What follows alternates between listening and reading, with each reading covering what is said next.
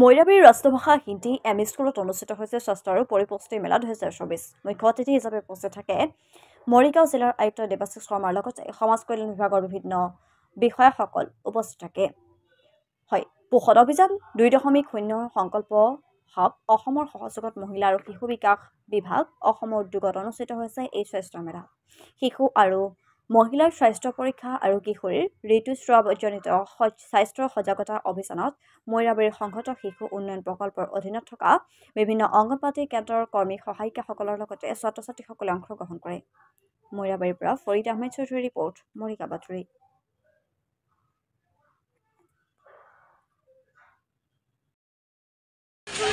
আমাৰ সমাজ কল্যাণ বিভাগৰ তৰফৰ পৰা আজি পুষ্টিকৰ আহাৰ বা পুষ্টিকৰ খাদ্য গ্ৰহণ কৰাৰ ক্ষেত্ৰত এটা অতি গুৰুত্বপূৰ্ণ এটা ভূমিকা আছে। সেই তাৰ বাবে আমাৰ কিশোৰীসকলক নতুন প্ৰজন্ম তথা আই মাতৃসকলক মাজত সজাগতাৰ সৃষ্টি কৰিবলৈ এই আয়োজন কৰা হৈছে, অনুষ্ঠানভাগ আয়োজন কৰা হৈছে। পোনপ্ৰথমে মই সমাজ কল্যাণ বিভাগৰ সমূহ কৰ্মকৰ্তা, ডিষ্ট্ৰিক্ট ছ'চিয়েল ৱেলফেয়াৰ অফিচাৰ, অংগনবাড়ীৰ প্ৰতিগৰাকী আমাৰ ভাই ভনীসকল তেওঁলোকক মই আন্তৰিক ধন্যবাদ জনাব বিচাৰিছোঁ।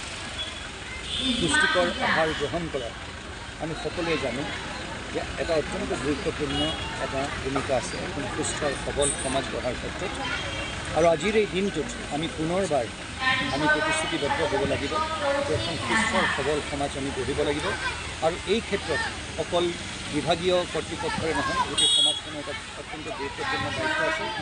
আৰু এনেধৰণৰ সভাৰ জৰিয়তে আমি ৰাইজৰ মাজত সজাগতা সৃষ্টি কৰি ৰাইজক আঁকোৱালি লৈ সকলোকে সাঙুৰ খাই লৈ আমি এখন সুস্থ সবল সমাজ গঢ়াৰ প্ৰচেষ্টা আগবঢ়াম। সকলক বিশেষকৈ স্কুললৈ তেওঁলোকে যেতিয়া যায়, আজিকালি সচৰাচৰ আমাৰ দিনত আমি টিফিন লৈ আহিছিলোঁ, আজিকালি সচৰাচৰ দেখা গৈছে যে টিফিন বক্সত সেই কথাটো লাহে লাহে নাইকিয়া হ'বলৈ ধৰিছে। তেওঁলোকক দুটামান হাতত টকা দিয়া হয় আৰু স্কুলৰ কেণ্টিনখন বা আমি স্কুলৰ কাষতে থকা যোনবোৰ দোকান আছে সেই তাত তেওঁলোকে পিজ্জা হওক, বাৰ্গাৰ হওক, চলে ভটোৰে হওক, সেই তেনেকুৱা ধৰণৰ বস্তুবোৰ খায়, যোনবোৰ খুব বেছি তেলত বনোৱা হয় আৰু সেইটোৰ পৰা তেওঁলোকে পুষ্টিকৰ আহাৰ নাপায়।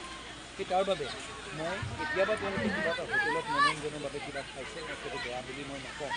কিন্তু দৈনন্দিন আজি নতুন প্ৰজন্ম স্কুললৈ যাওঁতে যদি তেওঁলোকে এনেধৰণৰ খাদ্য গ্ৰহণ কৰে, তেতিয়াহ'লে লাহে লাহে তেওঁলোকে যেতিয়া ডাঙৰ হয় তেওঁলোকৰ ভিতৰত সেই নিউট্ৰিশ্যনখিনি যোনখিনি প্ৰয়োজন সেইখিনি নাথাকিব।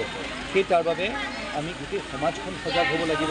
আই মাতৃসকল বা গোটেই ফেমিলিবোৰ মা পিতৃ মাতৃ সকলোকে সজাগ কৰিব লাগিব। আৰু আটাইতকৈ ডাঙৰ কথা আমি নতুন প্ৰজন্মৰ মাজত আমি তেওঁলোকৰ মাজলৈ গৈ এইখিনি কথা তেওঁলোকক বুজাব লাগিব যে পুষ্টিকৰ আহাৰ গ্ৰহণ কৰাৰ ক্ষেত্ৰত তেওঁলোকৰ এজন যাতে ভাল নাগৰিক তেওঁলোক হ'ব পাৰে। তেওঁলোকে সুস্থ আৰু সবল হৈ নাথাকিলে তেওঁলোকে হয়তো এজন ভাল নাগৰিক হোৱাত তেওঁলোকৰ কষ্ট হ'ব। গতিকে তেওঁলোকৰ পীড়া থাকিব, তেওঁলোকৰ বেমাৰ থাকিব। সেই তাৰ বাবে এই মেছেজটো, এই সংবাদটো আমি তেওঁলোকৰ মাজলৈ কঢ়িয়াই লৈ যাব লাগিব। ৰাষ্ট্ৰভাষা মধ্য ইংৰাজী বিদ্যালয়ত অনুষ্ঠিত কৰিছোঁ। আমাৰ উদ্দেশ্য এটাই, এই অঞ্চলৰ শিশুসকল সুস্থ হ'ব লাগে, সবল হ'ব লাগে, পৰিপুষ্টিহীনতাৰ পৰা মুক্ত হ'ব লাগে।